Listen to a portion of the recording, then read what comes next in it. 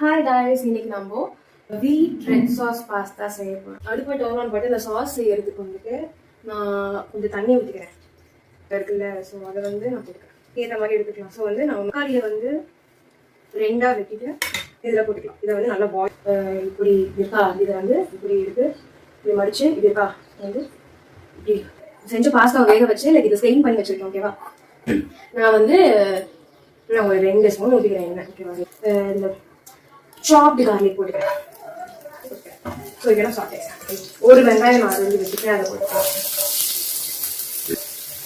தொலை தூரம் சென்றாலும் தொடுவானும் என்றாலும் எரியோரம் தானே மறைந்தார்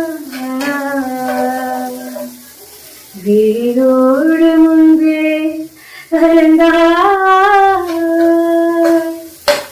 இதெல்லாம் மலர் கொண்ட கடிதல்கள் வரைந்தோ.